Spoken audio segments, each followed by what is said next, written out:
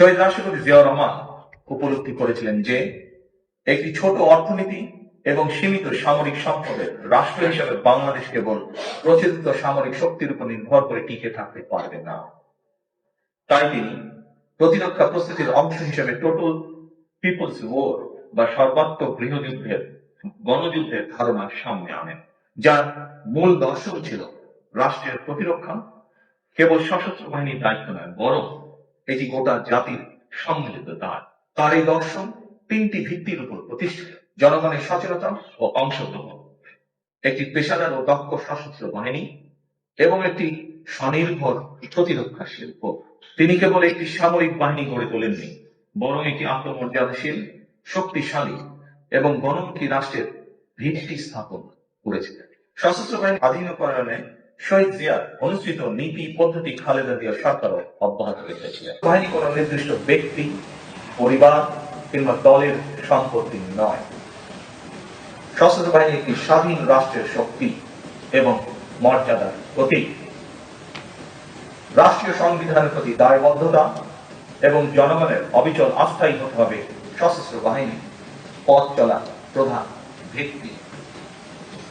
দেশের স্বাধীনতা সার্বভৌমত্ব রক্ষা করে আমাদের প্রতিটি সদস্যের একমাত্র এবং পবিত্র চূড়ান্ত দায়িত্ব।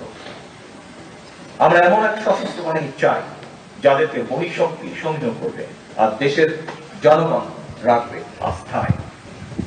পেশাদারিত্বের প্রশ্নে কোনো আপোষ না করে সশস্ত্র বাহিনীকে সবসময় একটি সুউচ্চ আদর্শিক অবস্থানে থাকতে হবে। সশস্ত্র বাহিনীকে শুধুমাত্র আধুনিক যুদ্ধ সরঞ্জাম সংযোজনেই সীমাবদ্ধ না থেকে বরং একই সাথে সমান গুরুত্বের সাথে পেশাগত দক্ষতা, কৌশলগত প্রজ্ঞা ও জ্ঞান ভিত্তিক সক্ষমতা বৃদ্ধিতে সর্বদা সচেষ্ট থাকতে হবে, যাতে করে সশস্ত্র বাহিনী যে কোনো সমসাময়িক ও ভবিষ্যৎ নিরাপত্তার চ্যালেঞ্জ মোকাবেলা করতে সক্ষম হবে। এই বাস্তবতাকে সামনে রেখে সশস্ত্র বাহিনীর উন্নয়নে আমাদের সরকারের নির্বাচনী ইশতেহারে বিশেষ প্রাধান্য দেওয়া হয়েছে। বাংলাদেশকে আমরা এমন একটি রাষ্ট্র হিসেবে গড়ে তুলতে চাই যে বাংলাদেশ কারো আধিপত্য মেনে নেবে না, যে বাংলাদেশ বিশ্ব দরবারে মাথা উঁচু করে দাঁড়াবে। আন্তর্জাতিক সম্পর্কের মাত্রা নির্ধারিত হবে পারস্পরিক সম্মান, স্বার্থ এবং সমতার ভিত্তিতে। এক্ষেত্রে সশস্ত্র বাহিনীর ভূমিকা অপরিসীম। আপনারা যদি আধুনিক, সুশৃঙ্খল এবং পেশাদার হন, দেশপ্রেমে অনড় থাকেন, তাহলে বাংলাদেশ আরো নিরাপদ হবে, আরো মর্যাদাশীল হবে। আমি আপনাদের আশ্বস্ত করে বলতে চাই, সশস্ত্র বাহিনীকে আমরা একটি আধুনিক ও সময় উপযোগী বাহিনী হিসেবে গঠন করতে বদ্ধপরিকর। আপনাদের প্রাপ্য সম্মান, পেশাগত মর্যাদা এবং কল্যাণ নিশ্চিত করতে আমাদের সরকার সর্বদা দায়িত্বশীল থাকবে ইনশাআল্লাহ। একই সঙ্গে আমি আপনাদের কাছ থেকে প্রত্যাশা করি আপনারা দল মতের ঊর্ধ্বে থেকে কেবল বাংলাদেশকে ধারণ করুন। প্রয়োজনে নিজের জীবন বিপন্ন করে হলেও সর্বক্ষেত্রে আমরা দেশের স্বার্থকে সবার উপরে প্রাধান্য দিব। আমাদের কাছে সবার আগে বাংলাদেশ। বাংলাদেশ এভাবে শৃঙ্খলা, সক্ষমতা, আত্মমর্যাদা এবং দেশ প্রেমের শক্তিতে।